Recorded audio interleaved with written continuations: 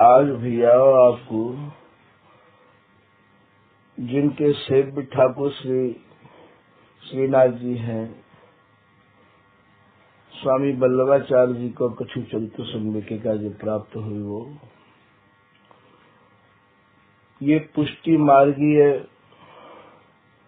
आचार्य माने जाए हैं। नमो नमो श्री हरिदास वृंदा विपिन वास, बर प्राण सर्वस्व बांके बिहारी। श्यामा श्याम जुगल रूप माधुर के, रसिक रिजुगार सुप्रेम अवतारी। परम वैराग्य निधि बसत निधि वन सदा, भावना लीन सुप्रवीण धारी। कामना कल्प तरु सकल संताप हरु, अग्रदास अली कल्याण करी। जुगल नाम सौनैम जपत नित, कुंज बिहारी। अवलोकत रहे केले सखी सुख के अधिकारी। गान कला गंधर्व श्याम श्यामा को, तो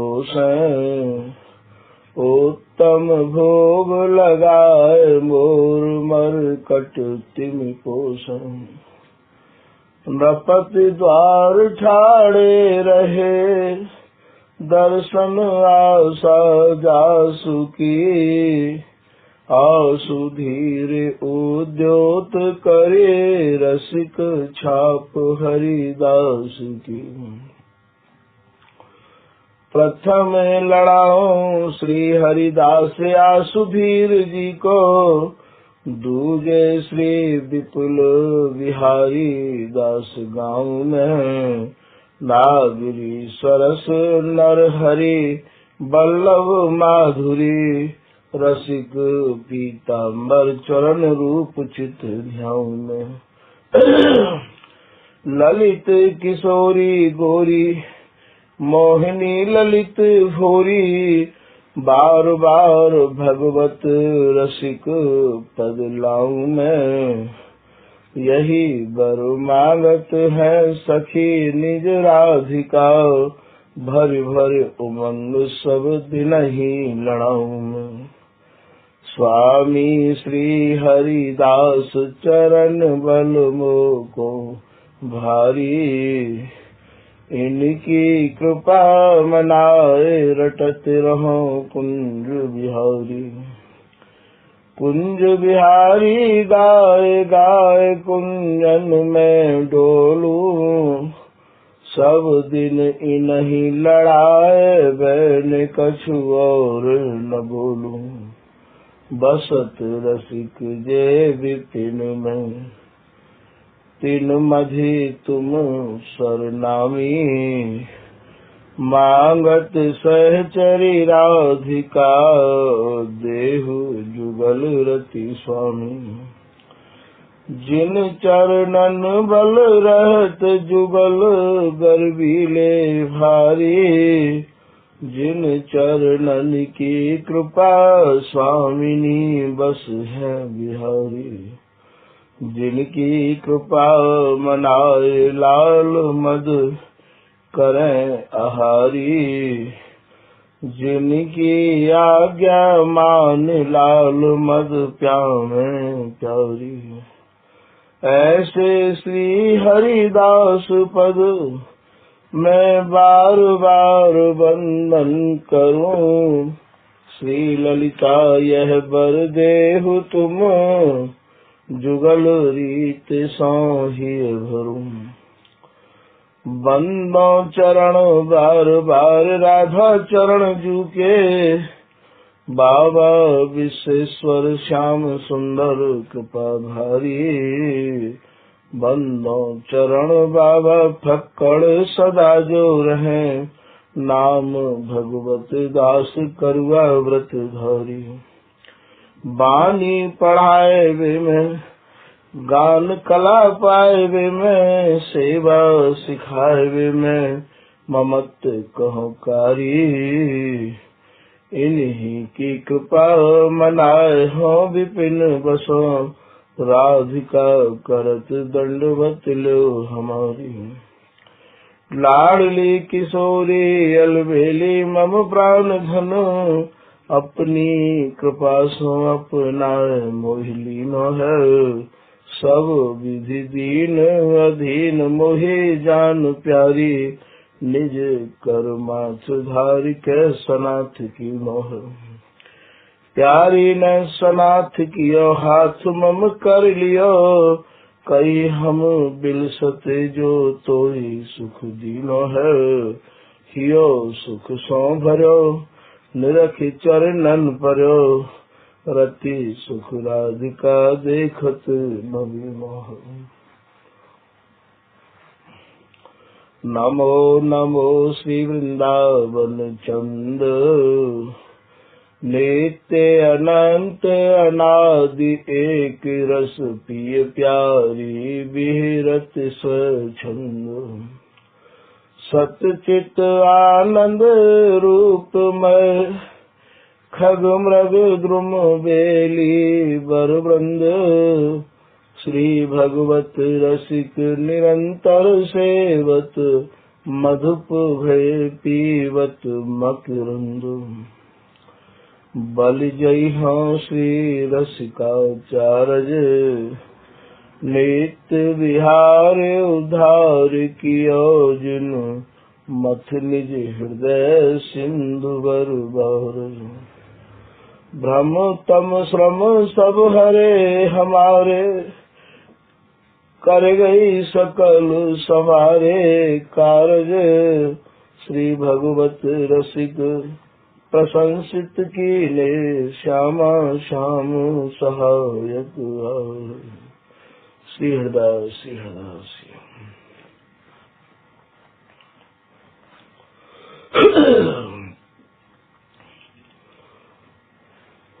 श्री हृदय। तो भैया ये भगवान को रिश्ते बहुत प्रिय हैं। जो कोई इनके रिश्तों जोड़ ले है महाराज, बाके काजे तो ये बहुत ही जल्दी प्राप्त है जाए हैं। और जो इन्हें भगवान मान ले है, ठाकुर जी मान ले है, ईश्वर मान ले है, महाराज बाकू तो सेवा करते करते कितना समय निकस जाए कोई ठीक नहीं है। तो यहाँ कछु प्रसंग रिश्ते के सुनावे की चेष्टा करी जा रही है। ये जो पुष्टि मार्गीय वल्लभाचार्य जी महाराज है, जिनके सेव्य ठाकुर श्रीनाथ जी हैं, ये श्रीनाथ जी गोवर्धन में और आनेर में विराजे हैं।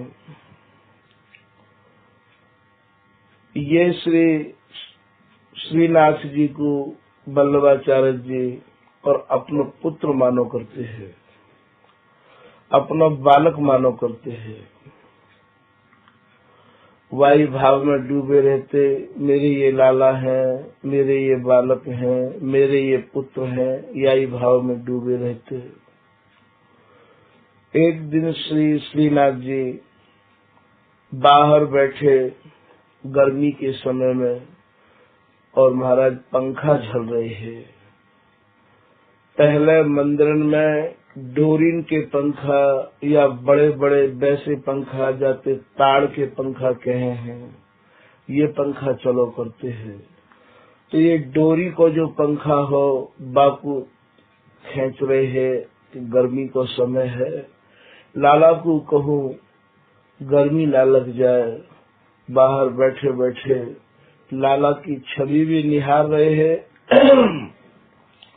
और पंखा भी झल रहे हैं। इतने में ही कहा भयो कि एक लंगूर बंदर आए के और मंदिर के कटघरा पे आए के बैठ गयो। कटघरा आप लोग जानते ही होंगे, जो प्रांगण में लकड़ी को कटघरा लगो रहवावे है, जहाँ तक ये भक्त लोग दर्शन करवे की इनकी मानो वो सीमा है। मंदिर में केवल भीतरिया ही या पुजारी ही या विशेष आदमी ही जा सके हैं। बाग कटघरा पे आए के बंदर बैठ गयो। महाराज बंदर ते भयभीत है के श्रीनाथ जी मंदिर के सिंहासन पर ते चल के और बल्लवाचार्य जी के और महाराज कंधा ते जाए लगे। जैसा एक बालक और खेलतो या भयभीत होतो भयो अपने पिताजी के या अपनी माँ के या कोई भी अपनो होए बाकी कंधा पे या बाकी गोदी में जाए, ऐसे ही श्रीनाथ जी और वह समय बल्लवाचार्य जी पंखा झल रहे हैं, इनके कंधा पे जाए लगे। बल्लवाचार्य जी तो मानो धन्य है गए, निहाल है गए। वो समझ गए कि लाला बंदर के भय के कारण और मेरे सीना पे आए लगे हैं, मेरे कंधा पे आए लगे हैं। थोड़ी देर में बल्लवाचार्य जी ने बंदर को हट हट ऐसे कह के और महाराज धराए दियो। बंदर भी हंसतो भयो, दांत निकासतो भयो और वहां से काउ लता पे जाए चढ़ो। श्रीनाथ जी भी थोड़ी देर पश्चात और महाराज सिंहासन पे जाए विराजे। पूरे बचे समय में जो रात्रि से पहला समय है का बल्लवाचार्य जी के मन में नाना प्रकार के भाव आमन लग रहे हैं। देखो आज एक बंदर पे डर गए श्रीनाथ जी, बंदर पे डर गए श्रीनाथ जी। रात्रि को जब शयन कक्ष में बल्लवाचार्य जी चले गए तो यही बात और ज्यादा उनके मन में आमन लगी कि देखो श्रीनाथ जी आज बंदर पे भयभीत है कि मेरे कंधा पे आए लगे। यद्यपि मेरा बड़ो ही सौभाग्य है पर बंदर पे भयभीत है गए। ऐसे ऐसे भाव श्रीनाथ जी के प्रति और बल्लवाचार्य जी के मन में आमन लगे। वही समय और महाराज ये श्रीनाथ जी प्रकट है गए उनके सामने, राम रूप में प्रकट है गए। श्रीनाथ जी के प्रति जब बल्लवाचार्य जी के मन में ऐसा भाव आयो कि रामा अवतार में तो बंदरन की सेना के संग ही सोते हैं, बंदरन की सेना के संग ही प्रसाद पाते हैं और बंदरन में ही रहते हैं, और तब तो आपको बंदरन से बिल्कुल भय नहीं लगो। और आज महाराज एक छोटा सा बंदर और कटघरा पे आए के बैठ गयो तो आपको भय लग गयो। ऐसो ऐसो बल्लवाचार्य जी सोच ही रहे हैं कि महाराज तुरंत राम रूप में धनुष और बाण लेके बल्लवाचार्य जी के सामने और श्रीनाथ जी प्रकट है गए। बोले गुसाई जी मेरी पूजा और सेवा एक भाव से करे करो। कहाँ है वो रावण, कहाँ है वो कुंभकर्ण, अब भी वाक्य में प्राण हरण कर लूंगो। आप मोको बाल रूप में मानो हो और बालक तो रीछ को देख के, बंदरन को देख के या और कोई भयावनो सीन देख के डर ही जाए हैं। वही समय श्री बल्लवाचार्य जी ने अपनी भूल स्वीकार करी और भूल स्वीकार करके अब वो बाल रूप में ही इन्हें सेव करते, लड़ायो करते। जो बाल अवस्था में किया जाए है वैसी ही सेवा को पूरा ध्यान ये रखो करते हैं। सेवा बल्लवाचार्य जी महाराज ने अपने एक शिष्य श्री कृष्णदास जी अधिकारी जी के नाम से जाने जाओ करते हैं।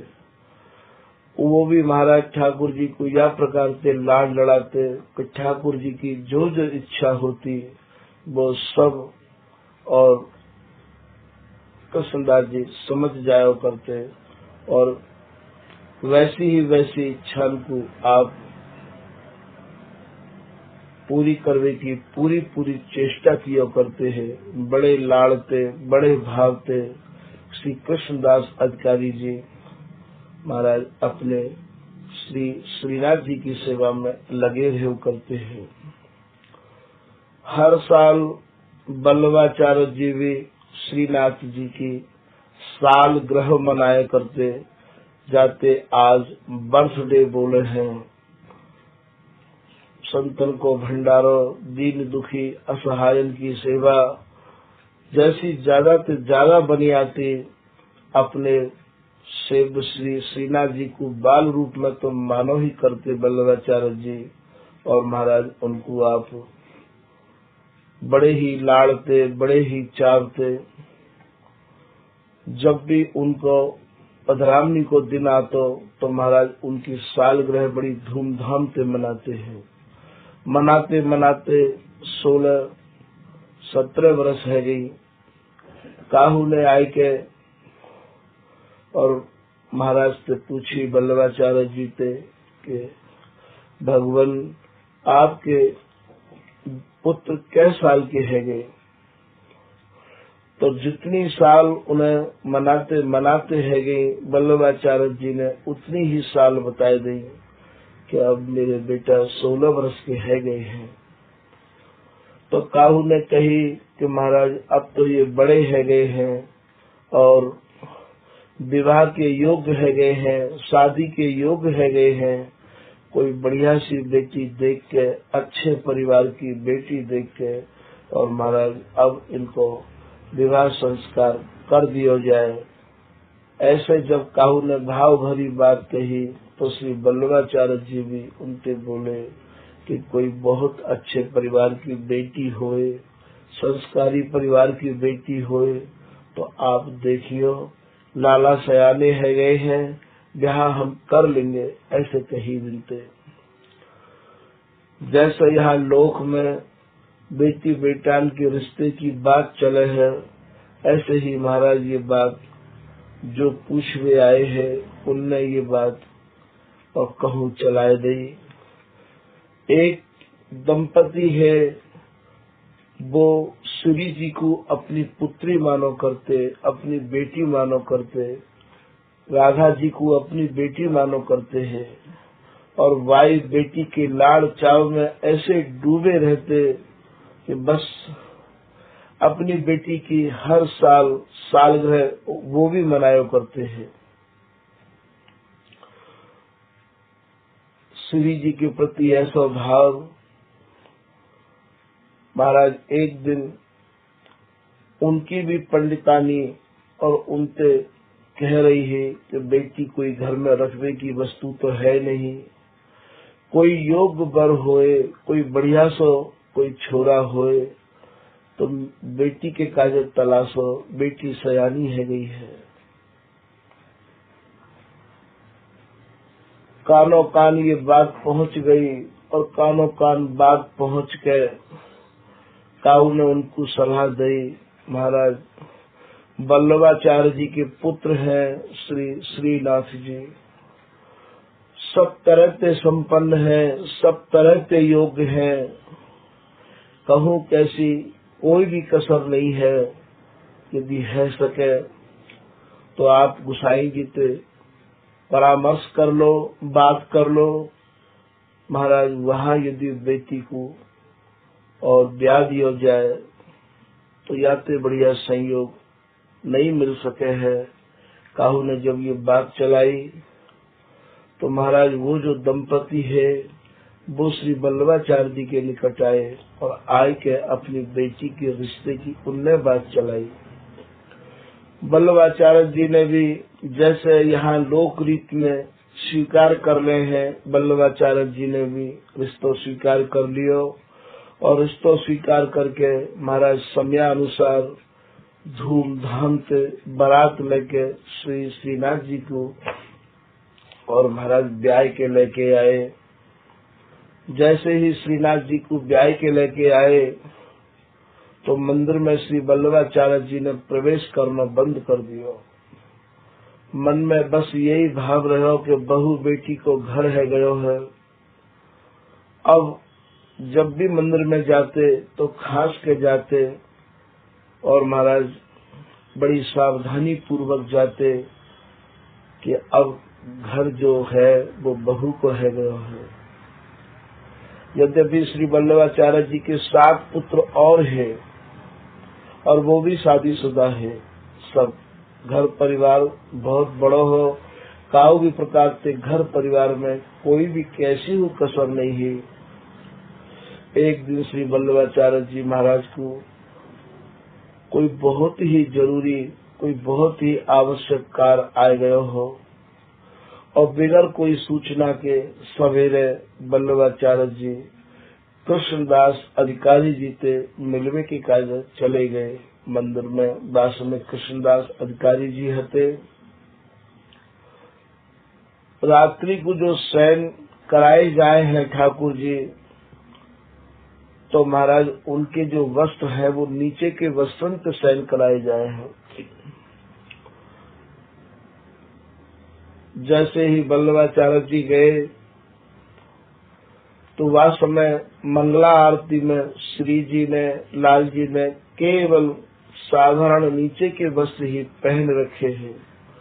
पुजारी जब मंदिर में जाए है तो वह समय जो पर्दा लगा रहे वह पर्दा में आप लोगों ने देखे होंगे कि छल्ला लगे हुए होमे हैं गोल गोल, और 2-4-10 बार यदि पुजारी भीतर और बाहर आवे और जावे तो महाराज वो छल्ला कछु सरक जामे हैं। श्री जी की तरफ को, राधा रानी की तरफ के छल्ला कछु ज्यादा ही सरके भय है। जैसे ही वल्लभाचार्य जी महाराज कृष्णदास जी अधिकारी जी थे कछु विशेष परामर्श करना उन्हें जरूरी हो आए तो महाराज श्री जी ने देखो कि पिताजी आए गए हैं और उनके नीचे के वस्त्र शरीर पे है। तुरंत कोई आंधी नहीं, कोई तूफान नहीं और श्री जी की तरफ को किवाड़ धड़ाकते और महाराज लग गयो। जैसे ही किवाड़ लगो कृष्णदास अधिकारी जी के हाथ में हल्की सी कोई खुरच लग गई है। कृष्णदास अधिकारी जी वल्लभाचार्य जी से जो भी कोई जरूरी परामर्श हो बात ही बाकू करके और पुनः सेवा में पधारे। इनके यहाँ भी सेवा बड़ी सावधानी से करी जाए है। 7 यदि आरती हो में इनके यहाँ पे तो 7 बार पुजारी को स्नान करके जाना पड़े है। ये जैसे ही मंदिर में प्रवेश किया कृष्णदास अधिकारी जी ने, महाराज वही समय आपने श्री जी से निवेदन किया कि हे प्रिया जी, कोई मुँह पे भूल है गई है, कोई मुँह पे गलती है गई है, कोई आंधी नहीं, कोई तूफान नहीं, किवाड़ लगो तो केवल एक लगो, वो भी आपकी तरफ को, लाल जी की तरफ को किवाड़ क्यों नहीं लगो। वही समय श्री प्रिया जी कह रही है अधिकारी जी सावधानी बरते करो सेवा में। आपको सोचना चाहिए मेरे शरीर पर मात्र अंतरंग वस्त्र है, नीचे के वस्त्र है, मैंने केवल चोली और पेटीकोट ही धारण कर रखो हो और महाराज पिताजी आए गए हैं। ऐसे वस्त्रों से पिताजी के सामने मैं कैसे खड़ी रह सकती है। कृष्णदास जी को हृदय भरी आया एकदम। बोले प्रिया जी मुँह पर भूल है गई, मैं सावधानी पूर्वक अब आपकी सेवा में और विशेष ध्यान दिया करूंगा। ये बात शाम को सब बैठो करते हैं। कृष्णदास जी को लगभग सेवा को पूरा अधिकार, पूरा भार वल्लभाचार्य जी ने सौंप रखो हो। जैसे ही वल्लभाचार्य जी से कृष्णदास जी अधिकारी जी ने प्रार्थना करी कि गुरुदेव वो जो किवाड़ लगो हो वह को ये कारण हो कि आज आप वहाँ जो चले गए हैं तो श्री जी नीचे के वस्त्र में ही उनने कही, पिताजी आ गए हैं, ऐसे में मैं कैसे उनके सामने खड़ी रहती। बल्लभाचार्य जी के भी नेत्र भर आए। बोले, अधिकारी जी, कृष्णदास जी, ये भूल मेरी भी है। बहू बेटी को घर जब है जाए तो घर के मुखिया को, घर के बुजुर्ग को, महाराज घर के वरिष्ठ आदमी को खास के या महाराज संभल के जानो चाहिए, ऐसे नहीं जानो चाहिए। वही समय श्री बल्लभाचार्य जी ने ये निर्णय लियो कि अब मैं जब भी जाऊंगा तो दोपहर में श्रृंगार आरती जब है जाएगी तब जाऊंगा। श्रृंगार आरती से पहले मैं कभी भी दर्शन करने के कार्य नहीं जाऊंगा। और यदि कोई विशेष कार्य भी यदि आ जाएगा तो पहले खास के और दूर से, जैसे एक ससुर और महाराज घर के बाहर खड़े रहे आवे हैं वैसे ही जाऊंगा, ऐसे नहीं जाऊंगा। ये सब कथाएं भैया भाव की है। जितना हृदय में भाव होगो, जितने हृदय में प्रेम होगो, उतना ही सुनने वाले लोग या को आनंद ले पाएंगे। ऐसे ही बल्लभाचार्य जी बड़ी सावधानी पूर्वक मंदिर में जाया करते हैं। ये जो हर साल इनकी सालगिरह मनाई जाती है, महाराज ये सालगिरह को समय फिर आए गयो। जैसे ही सालगिरह को समय आयो, बल्लभाचार्य जी ने मनिहारिन को बुलायो। मनिहारिन कहे चूड़ी पहनावे वाली थे, चूड़ी पहनावे वाली मनिहारिन को बुलायो। मनिहारिन ने आय के निवेदन कियो। बोले, गोसाई जी मुझको कहा आदेश है। गोसाई बल्लभाचार्य जी ने भाई आदेश कियो तो तुम जाओ घर में। बल्लभाचार्य जी के 7 पुत्र है और 7 पुत्रों की 7 पुत्र वधू ही। बोले, तुम जाओ घर में और बेटा की सालगिरह आई गई है श्रीनाथ जी की, और अब आप घर जाके मेरी पुत्र वधू को और जैसी चाहे वैसी चूड़ी पहनाओ। 7 तो मेरी है, 7 तो मेरे पुत्रन की पुत्र वधू है और 1 पत्नी मेरी है स्वयं बल्लभाचार्य जी की। 8 है, आप जाके उनको चूड़ी पहनाओ। महाराज वो मनिहारिन गई और 7 तो बेटा की बहू को और 1 बल्लभाचार्य जी की पत्नी जो ही, उनको भी 8 को जाए के आप चूड़ी पहनाई। जैसे ही चूड़ी पहनाए के मनिहारिन निकसवे लगी तो महाराज मंदिर में से 2 सुंदर हाथ निकसे। उन हाथन को देख के मनिहारिन मानो मार्ग भूल गई है और महाराज विवश है के बड़ी भावुक है के, और वो समझ गई कि ये हाथ चूड़ी पहनावे के कार्य ही बाहर निकसे हैं। बढ़िया ते बढ़िया, कीमती ते कीमती वा समय वा के पास में जैसी भी चूड़ी ही, महाराज उन चूड़ी को और उन दोनों हाथन के काजे मनिहारिन ने पहराई चूड़ी। जैसे ही हाथन को स्पर्श कियो तो मनिहारिन मानो सब कछु भूल गई और मन में ये सोचने लगी कि जीवन पूरा ही निकस गयो है चूड़ी पहनाते पहनाते, पर ऐसे कोमल, ऐसे मधुर, ऐसे लावण्यता से भरे हुए जीवन में मैंने हाथ नहीं देखे हैं। महाराज बड़ी भाव भरी मनिहारिन और चूड़ी उन हाथन को पहराई आई। गिरती पड़ती सी जैसे कोई नशा करी आवे है, ऐसे महाराज वो मानो बा भाव के नशा में, बा प्रेम के नशा में, जीवन में मैंने ऐसे हाथ नहीं देखे हैं।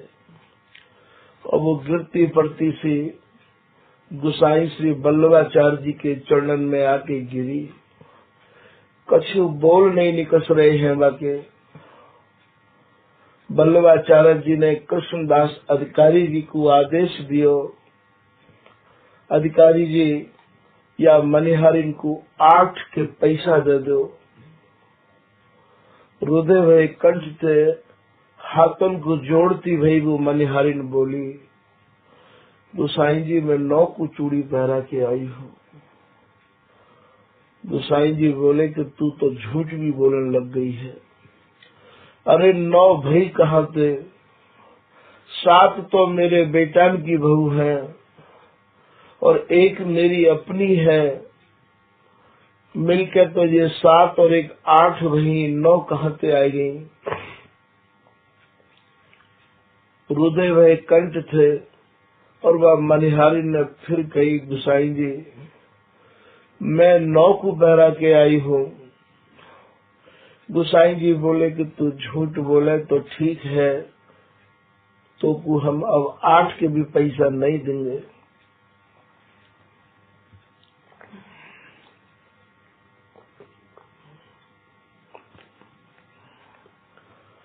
मनिहारिन वहां जैसे एक नशा करवे वाला आदमी दिशाहीन है जाए, भूल जाए, ठीक महाराज ऐसे ही मनिहारिन को भी वह भाव को नशा हो। कैसे वो हाथ है, इन्हीं बातों को सोचती सोचती मनिहारिन गिरती पड़ती जैसे तैसे और अपने आसन पे आई, अपनी कुटिया पे आई और बस यही सोचती रही। जीवन में बहुत लोगों को चूड़ी पहनाई, सारा जीवन मेरा ऐसे ही निकस गयो,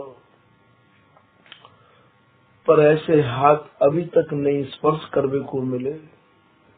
हो न हो वो श्री जी हो न हो वो राधा रानी के ही कर कमल है। ऐसे ही भावन में मनिहारिन शाम के समय में चूड़ी पहनावे गई ही, जब लौट के आई तो पूरी रात्रि भर ऐसे ही सोचती रही। इधर वल्लभाचार्य जी भी मन में यही सोचते रहे कि मनिहारिन 1 के पैसा ज्यादा मांग रही है। रात्रि को जब वल्लभाचार्य जी महाराज अपनी सैया पर शयन कर रहे हैं तो पर्दा के ओट में श्री जी उनसे मधुर सुर में कह रही है, पिताजी मैं भी तो आपकी पुत्र वधू हूँ, मोको भी तो आप ब्याह के ही लाए हो, मैं कोई आपके घर में ऐसे तो आ नहीं गई हूँ।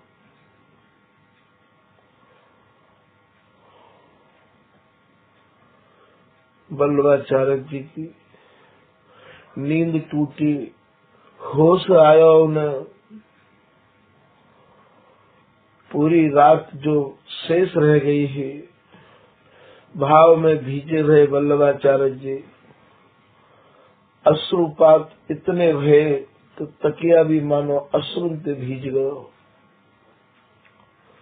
जैसे ही दिन निकलने की तैयारी है रही, कृष्णदास अधिकारी जी को आदेश दिया वल्लभाचार्य जी ने कि अधिकारी जी जाओ और वह बड़भागिन मनिहारिन को बुला के ले आओ। बा ने मेरी बिछड़ी भई बहू ते मुँह को मिला दियो है। मैं तो श्री जी को भूल ही गयो हो कि मैं एक बहू और भी ब्याह के लायो हूँ। इधर वो मनिहारिन भी भाव में डूबी भई अपनी कमरा में, अपनी कुटिया में, वाई चिंतन में, वाई भाव में डूबी भई है। जैसे ही अधिकारी जी गए, इनकी आवाज मनिहारिन के कान में गई। महाराज जैसे तैसे मनिहारिन महते निकस के आई और मनिहारिन जब निकस के आई, वल्लभाचार्य जी को प्रणाम कियो। वाकई भी आंखन में ते जलधार बह रही है। वो ये समझ गई कि ये श्री जी की ही सेवा करवे को मौको लगो है,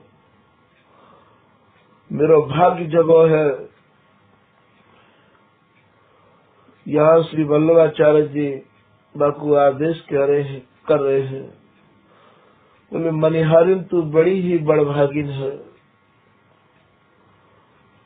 तने मेरी बिछड़ी भई बहुत मुँह को मिला दियो, मुँह को याद दिवा दे तेने, सही में तू नौको ही चूड़ी पहरा के आई है।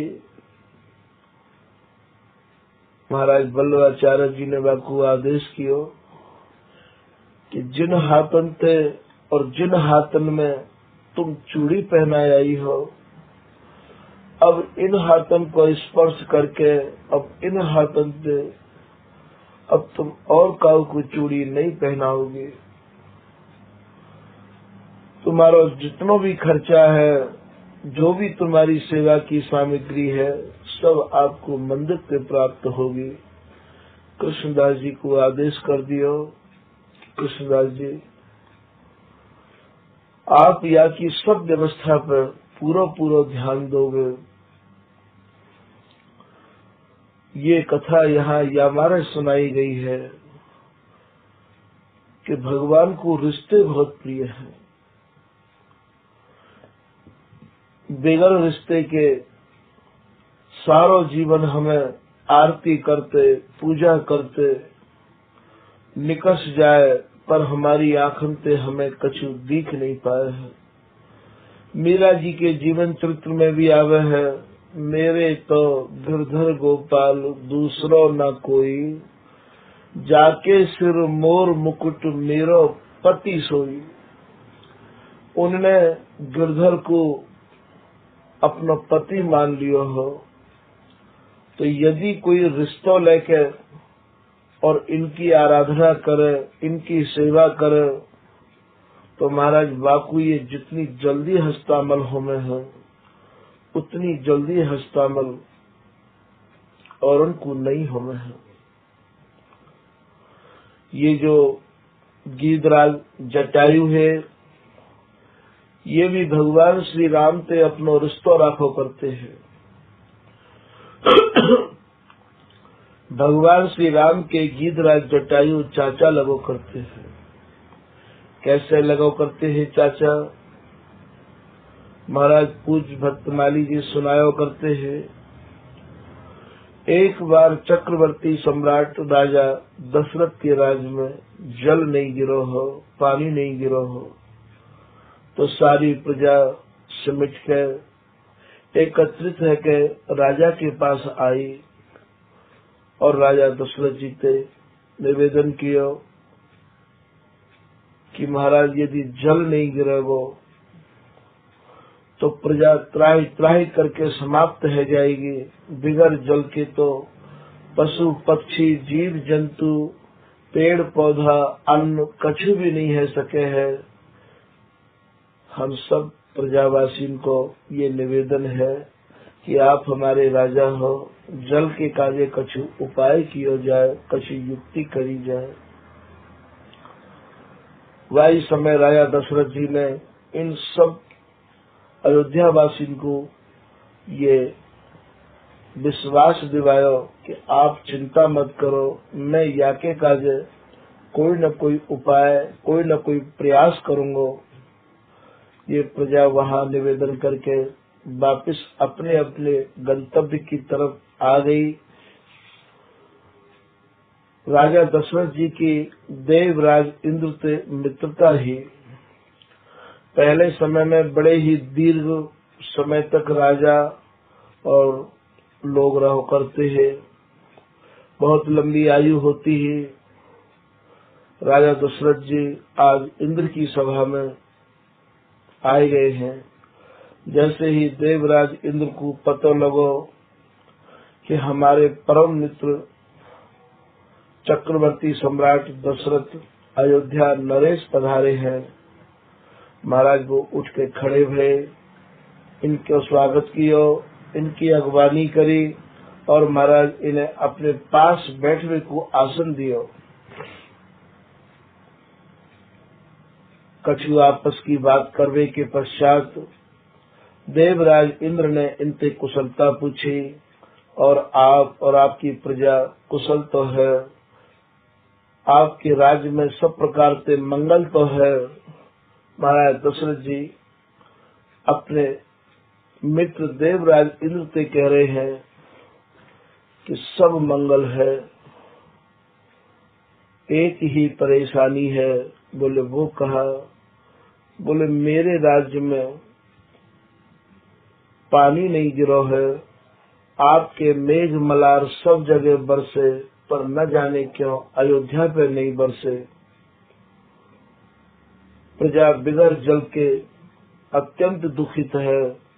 वही समय देवराज इंद्र ने दशरथ जी के निवेदन पे मेघ मलारन को बुलवाया और बुलवाए के मेघ मलारन ते ये कही कि आप सब जगह बरसे, पर हमारे मित्र के राज्य अयोध्या में क्यों नहीं बरसे। वही समय मेघ मलारन ने देवराज इंद्र की सभा में ये निवेदन किया कि महाराज ऐसी जगह पर बरस बीते कहा लाभ है। इनके राज्य में ना तो कोई हवन हो गए है, ना ही कोई पुण्य और दान हो गए है, ना कोई दीन दुखी असहाय की सेवा हो गए है, और ना काहू को साधु ब्राह्मण को दान दिया जाए है।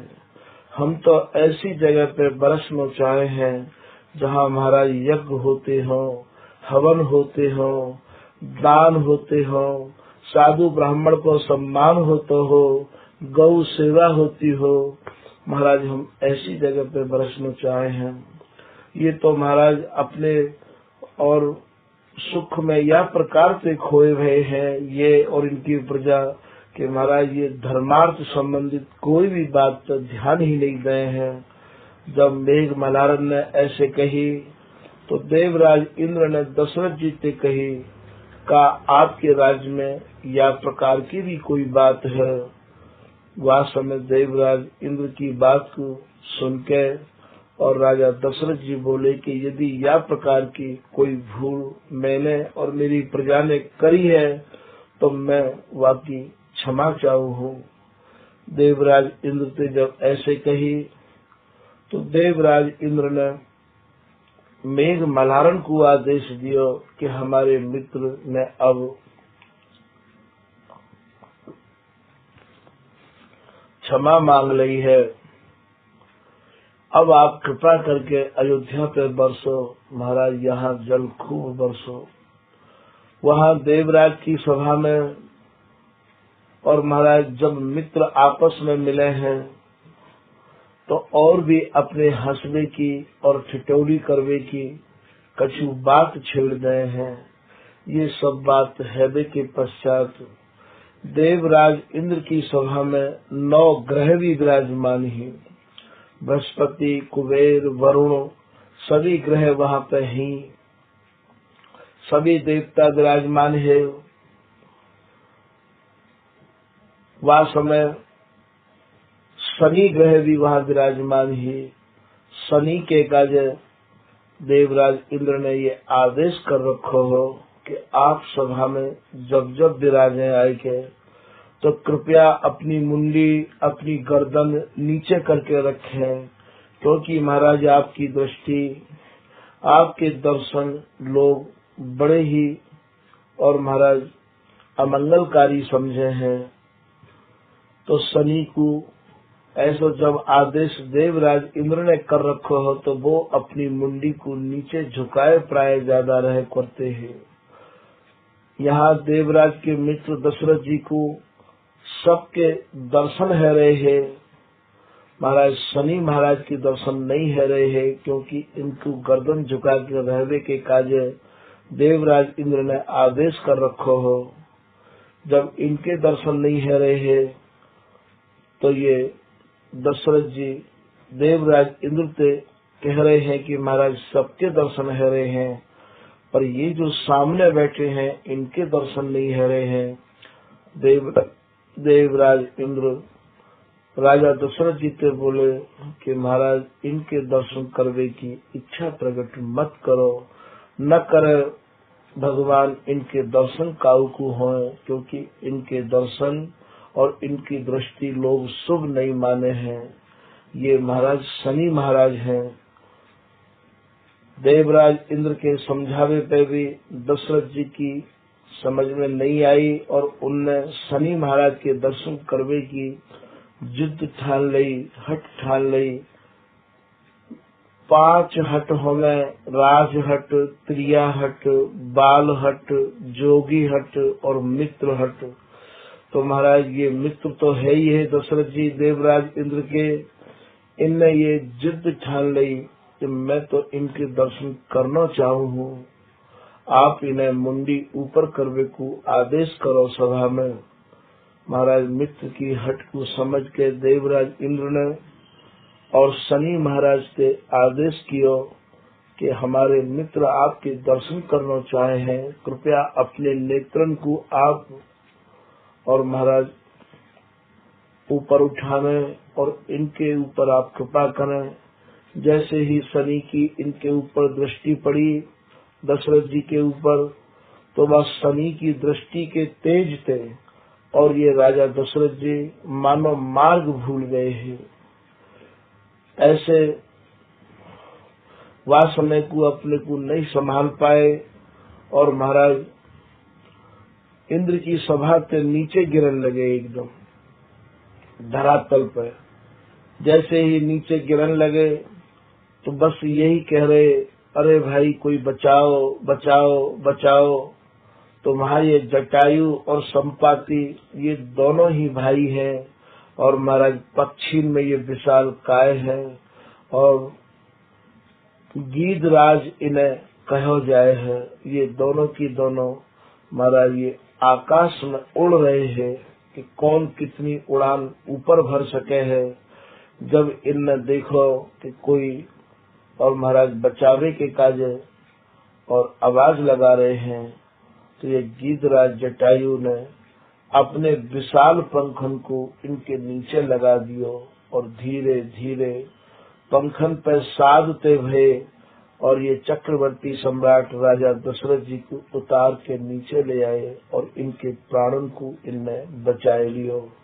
जैसे ही धरातल पर चरण रखने के बाद राजा दशरथ जी को होश आयो कि एक पक्षी ने मेरे प्राणन को बचाया है। वही समय राजा दशरथ जी ने प्रसन्न है कि इनसे कही कि मैं अयोध्या को राजा दशरथ हूँ, चक्रवर्ती सम्राट हूँ, आपने मेरे प्राणन की रक्षा करी है, मैं आपको वरदान देना चाहू हूँ। महाराज ये गीधराज जटायु बोले कि आप यदि वरदान ही देना चाहो तो वरदान में आप अपने बड़े पुत्र को मोकू दे दो। वह समय तक राजा दशरथ जी के कोई संतान नहीं है, कोई पुत्र नहीं है। दशरथ जी ने कही कि तुमने वरदान सोच समझ के नहीं मांगो, मेरे तो कोई पुत्र है ही नहीं है। गीधराज जटायु ने निवेदन किया कि यदि आपके पुत्र नहीं है कोई बात नहीं है, जब है जाए तब दे दियो, ये वरदान भैया उधार रहे आयो हो। और जैसे ही चक्रवर्ती सम्राट अपने अयोध्या लौटे और ये वरदान उधार रहे आयो, गीधराज जटायु अपने गंतव्य की तरफ गए। बहुत समय पश्चात एक बार राजा दशरथ जी अपने माथे पे मुकुट धर रहे हैं और मुकुट धरते समय जैसे ही शीशा में अपने को निहारो, अपने को देखो तो कान के पास सफेद बाल आए गए हैं और उन बालन को देख के राजा दशरथ जी अपने मन में विचार कर रहे हैं कि सफेद बाल आवे को मतलब ही ये है कि अब मेरा चौथोपन आवे लगो है और चौथेपन को मतलब वृद्धावस्था आवे लगी है और मेरे तो कोई संतान है ही नहीं है। वही समय वशिष्ठ जी को और सुमंत जी को बुलाए के राजा दशरथ जी ने और महाराज यज्ञ करायो और वह यज्ञ के फलस्वरूप दशरथ जी के 4 पुत्र हैं। चारों पुत्रों को नाम राम, लक्ष्मण, भरत, शत्रुघ्न रखो गयो और ये चारों पुत्र आज महल में बहुत ज्यादा महाराज मंगल चाह रहे हैं। राजा दशरथ जी ने भी जितने भी वहाँ रहने वाले लोग हैं महल में, सबको ये आदेश दे दियो कि आज जो भी कोई यहाँ आवे वो भूखो न जावे। चारों तरफ सूचना करवा दो, साधु ब्राह्मण गौ की सेवा मनमानी होनी चाहिए, जैसे सब खुशी रहे वही कार्य को करो। लुटावे में कहूँ कोई कोर कसर मत छोड़ो। महाराज जो जो लोग सुनते कि दशरथ जी के पुत्र हुए हैं वो सभी लोग जाते और महाराज अपनी बधाई के रूप में और महाराज भोजन के रूप में जो जितनो मांगतो उतनो ही बाकू दियो जातो। पूरा महल दुल्हन की तरह सजाया गयो हो, पूरी अयोध्या सजाई गई ही, बहुत जोर से महोत्सव मनाया जा रहे हो। महाराज चलते चलते और महोत्सव को कई दिन व्यतीत है गए। यहाँ गीधराज जटायु को भी कानों कान ये सूचना मिली पक्षिन की भाषा में कि यह समय अयोध्या में अत्यंत ही रंगल मंगल है रहे हैं। इनने कही का खुशी में रंगल मंगल है रहे हैं। पतो लगो कि अयोध्या के सम्राट राजा दशरथ के महाराज 4 पुत्र हुए हैं। तब तो गीधराज जटायु को वो ध्यान आ गयो तो दशरथ जी के 4 पुत्र हुए हैं। अरे मेरा तो एक वरदान उनके पास उधार है, चलूं वह वरदान को मांग लाऊं। ये महाराज गीधराज जटायु अत्यंत प्रसन्न मुद्रा में और गए वहाँ। वैसे ही पक्षी में विशाल काय है, बहुत बड़ो शरीर है, सब पक्षी तो ये बड़े माने जाए हैं। जैसे ही गीधराज जटायु गए तो जो महल को जावे को सिंह द्वार हो जाते, आज आप मेन गेट भी कहे हैं, बस सिंह द्वार के मध्य में, और आप पंख फैलाए के बैठ गए। पक्षी की प्रसन्नता आप कैसे जानोगे? कभी आप पैंगा को देखियो और चिड़ियान को देखियो, कबूतर को देखियो। जब ये पक्षी प्रसन्न हो गए तो अपने पंखन को फुलाए लेवे है। महाराज ये गीधराज जटायु सिंह द्वार पे जाए के और इन पंखन को फुलाए के बैठ गए। वैसे ही बहुत बड़े शरीर के हैं। दरवाजे में आवे और जावे वाले लोगों को परेशानी महसूस होने लग गई। वहाँ के जो सेवा वाले लोग हैं उनने देखो कि पक्षी ने मार्ग रोक लियो है। महाराज उनसे निवेदन कियो, भोजन भंडारो वहाँ चल रहे है, कृपया करके आपको जो चाहिए आप वहाँ से प्राप्त कर लो। महाराज ये कछु भी लेवे को तैयार नहीं है।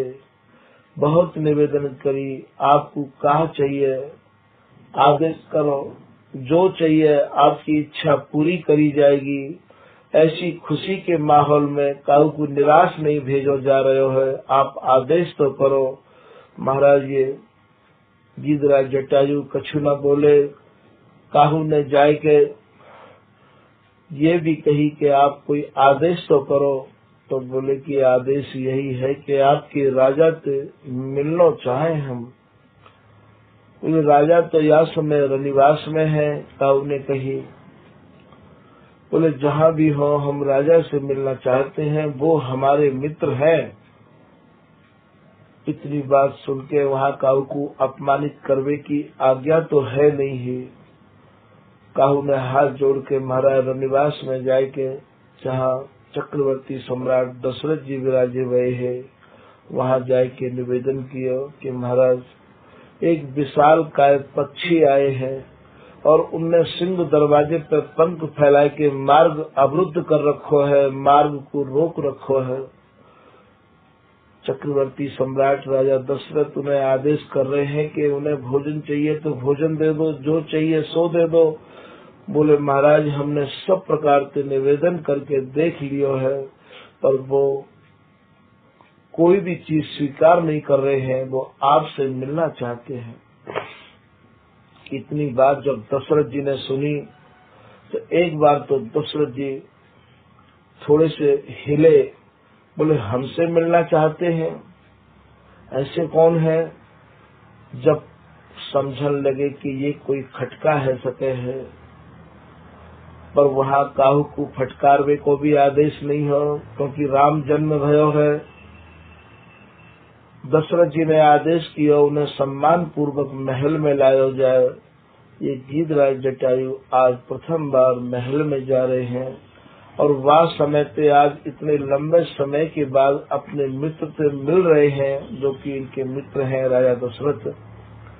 ये महाराज जैसे ही महल में प्रवेश किया, दशरथ जी ने इनको देखो।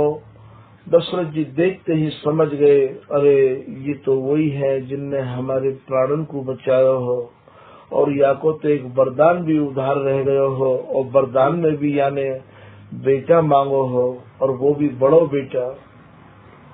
दशरथ जी बात को आई गई करवे के काजे आपस में शिष्टाचार कियो, प्रणाम कियो और बोले महाराज आप कहाँ के पधारे हैं, आपको परिचय कहा है, ऐसे दशरथ जी कह रहे हैं।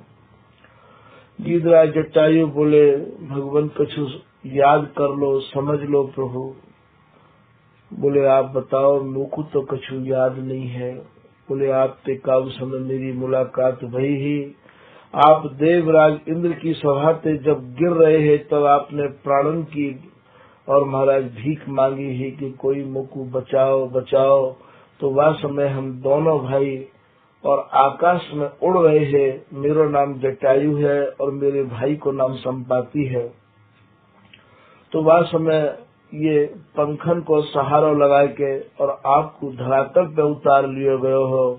तब आपको जब होश आयो तो आपने प्रसन्न है के और ये कही कि आप मोते कोई वरदान मांग लो, मैं अयोध्या को राजा दशरथ आपको ये वचन दूं हूँ कि जो आप मांगोगे मैं आपको वही दूंगा।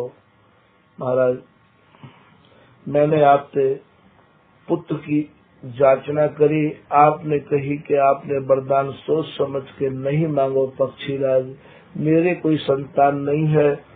तब मैंने आपको ये निवेदन किया कि जब आपके संतान है जाए तब दे दियो। महाराज अब मैं आ गया हूँ। जैसे ही राजा दशरथ जी ने ये बात सुनी, हाथ जोड़ के नम्रता पूर्वक गीधराज जटायु से बोले कि पक्षीराज पुत्र कहूँ देवे की वस्तु होई करेगा, और वह में भी राम। यदि ये वरदान मैंने आपको दे भी दिया हो तो कृपया याकू आप अपने मन पे निकास दो। बेटा कहूँ देवी की चीज ना हो करे हैं। महाराज मोह के वशीभूत है के राजा दशरथ जी उनसे ऐसे कह रहे हैं। तब गीधराज जटायु ने देखो कि ये तो महाराज मुकर रहे हैं, मोह के वशीभूत है के, तो उनने कही कि नहीं तो आप इतना ही कर दो कि मोको अपने पुत्र राम के दर्शन ही करा दो। बोले हाँ ये तो संभव है सके है वायु समय। और महाराज राजा दशरथ जी ने और पुत्र राम के दर्शन करावे को और इन्हें आदेश दियो। राम जी वास में पालने में झूले गए हैं, जैसे छोटो बच्चा पैर फेंके है हाथ चलावे है, आज कछु राम जी विशेष ही चला रहे हैं। इनको एक नाम मर्यादा पुरुषोत्तम भी है।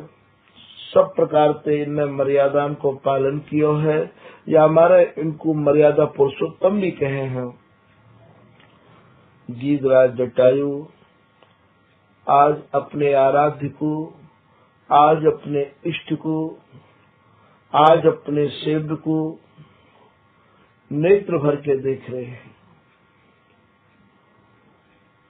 भगवान श्री राम भी समझ गए कि पिताजी ने वरदान में देवी की कहे तो दई ही, पर आज मोह के वशीभूत है के वो ऐसा कर नहीं पा रहे हैं, दे नहीं पा रहे हैं।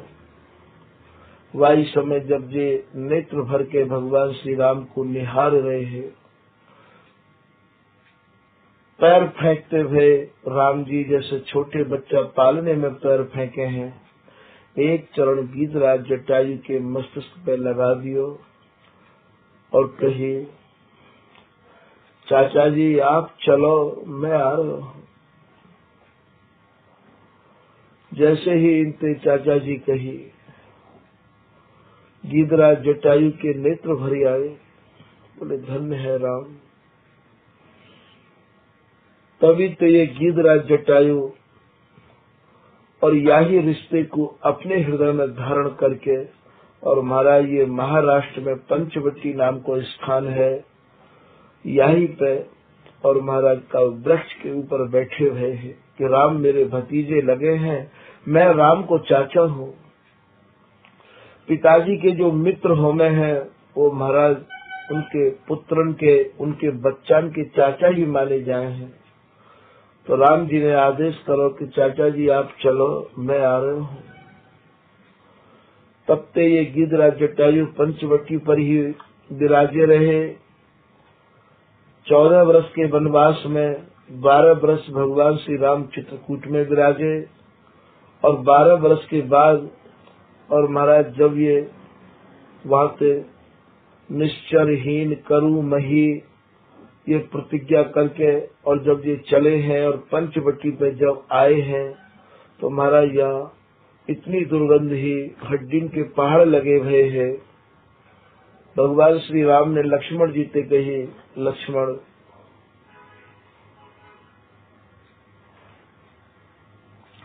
हम यही निवास करना चाहे हैं, आप यही पर्णकुटी की व्यवस्था करो। ये भयानक राक्षसों से घिरा हुआ जंगल है, हम जिस उद्देश्य से यहाँ आए हैं उसकी पूर्ति यहीं से प्रारंभ होगी। महाराज जैसे ही लक्ष्मण जी और राम जी और सीता जी तीनों ही प्रवेश कर रहे हैं, एक बार तो बात दुर्गंध को देख के, हड्डिन के पहाड़ को देख के लक्ष्मण जी थोड़े खन के सन के एकदम लक्ष्मण जी बोले, भैया न जाने तुमको ऐसी ही जगह क्यों पसंद आवे हैं। ऐसे ही तो वहाँ सबरी के यहाँ चले गए थे और वहाँ महाराज न जाने कितने पुराने बेर रखे हुए थे और तुम्हें वही ज्यादा पसंद आए बेर। और ऐसे ही ये चारों तरफ से गंदगी से भरा हुआ ये क्षेत्र है, हड्डियों के पहाड़ लगे हैं भैया, यहाँ दुर्गंध के मारे टिको नहीं जाए हैं और यहाँ आप निवास करने की आज्ञा कर रहे हो। पर क्या करें, राम जी की आज्ञा। जैसे ही प्रवेश किया राम जी ने, सीता ने और लक्ष्मण ने, महाराज वही समय और वह वृक्ष पर बैठे हुए गीधराज जटायु और कह रहे, कौन आप, प्रवेश करने से पहले अपना परिचय दो। तब भगवान श्री राम कह रहे हैं कि मैं चक्रवर्ती सम्राट अयोध्या नरेश राजा दशरथ जी को पुत्र राम, ये मेरी भार्या सीता और ये मेरे अनुज लक्ष्मण वही समय वृक्ष में थे। गीधराज जटायु कह रहे हैं कि पुत्र राम आ गए तुम, मैं तो बहुत वर्षों से आपकी प्रतीक्षा किए हुए बैठा था।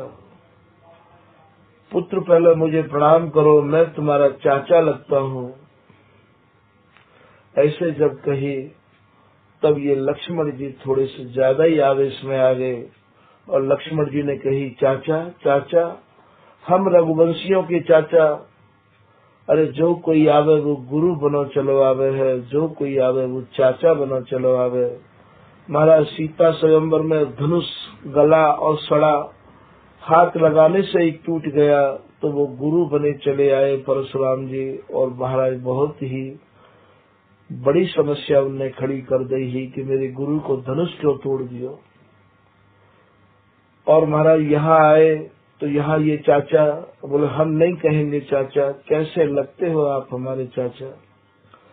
तब जो अभी आपको कथा निवेदित करी है, सुनाई है, ये सारी कथा गीधराज जटायु ने भगवान श्री राम को और लक्ष्मण को और सीता को सुनाई।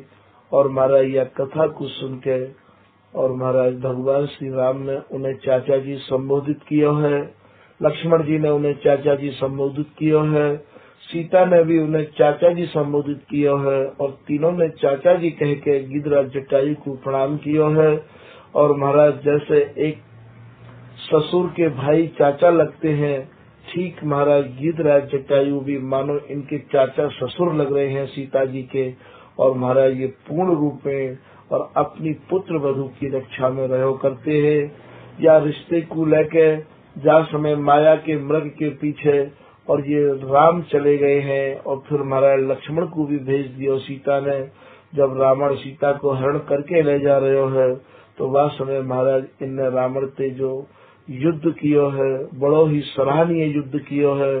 रावण के छक्के छुड़ा दिए। एक बार तो गिरिराज जटायु ने, रावण ने इनके पंखन को काट दिया है, फिर भी ये हारे नहीं और यही कहते रहे, बेटी तू चिंता मत कर, अभी मैं हूँ। जैसे एक चाचा ससुर अपनी पुत्र वधू की रक्षा करे हैं, ऐसे ही सीता की रक्षा के कार्य इनने अपने प्राणन की मानो बाजी लगा दी है। और लौट के जब श्री राम जी आए तो महाराज गिरिराज जटायु की अपने चाचा जी की ऐसी स्थिति को देख के महाराज भगवान श्री राम ने लक्ष्मण को चंदन की लकड़ी लाके और इनको संस्कार करके करवे को आदेश दिया है। जो गति दशरथ जी को प्रदान नहीं भई, वो गति गिरिराज जटायु को प्रदान भई है। गिरिराज जटायु ते यहाँ तक भगवान बोले हैं कि मेरे जाने तात कछुक दिन जीजे। हे चाचा जी, मैंने अपने पिताजी को तो सुख देखो नहीं है, कम से कम चाचा जी को तो सुख देखो। आप मेरे लिए जियो, अपने पुत्र राम के लिए जियो चाचा जी। यहाँ भगवान श्री राम इन्हें चाचा जी कह के संबोधित कर रहे हैं। और ये भी कह रहे हैं गिरिराज जटायु कि जन्म जन्म मुनि जतन कराही, अंत राम कहीं आवत नहीं। हे पुत्र राम, मेरा सौभाग्य है कि आप मुझे पुत्र रूप में मिले हो और आपने मुझसे चाचा जी का रिश्ता भी रखा है। पर जो राम जन्म जन्म और यत्न करने के बाद और तपस्या करने के बाद भी जिनके दर्शन प्राप्त नहीं होते, आज वो राम और मेरे या नश्वर शरीर को अपने हाथ में लिए और महाराज मुझसे संवाद कर रहे हैं। याते बड़ो मेरा और कौन सा सौभाग्य होगा। बस मैं अब अपने इन प्राणों को आपके ही हाथों में त्यागना चाहूँ। सीता की जानकारी उन्हें दे दी है कि लंका को राजा रावण दक्षिण दिशा में बेटी सीता को हरण करके ले गया है और वो यह प्रकार से विलाप करती जा रही है। जितनी मुझसे है सकी बेटी की सेवा उतनी मैंने करी। तो यहाँ ये प्रसंग सुनावे को जो अर्थ है वो ये है कि भगवान को रिश्ते बहुत प्रिय है। जो कोई भगवान से रिश्ते जोड़ ले है महाराज, वह को जो काम है वो बहुत जल्दी बन जाए है। तो जैसे भी बनी आवे, साधकन को चाहिए कि महाराज कैसे भी भगवान से रिश्ते जोड़ने की चेष्टा करी जाए। ये जो रिश्ता है यही रिश्ते को लेके नहीं प्रभु प्राप्ति में सरलता मिल जाए है, सुगमता है जाए है।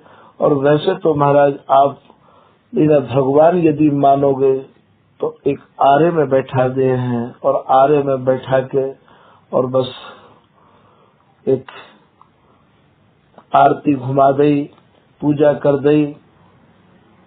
इन्हें रिश्ते जितने प्रिय हैं ऐसी पूजा इन्हें प्रिय नहीं है। तो भैया आज के प्रसंग को यही समाप्त किया जा रहा है। आगे जैसे ये भी आदेश करेंगे इनकी कृपा से वैसे ही निवेदित किया जाए। वो श्री हरदास, श्री हरदास, श्री हरदास।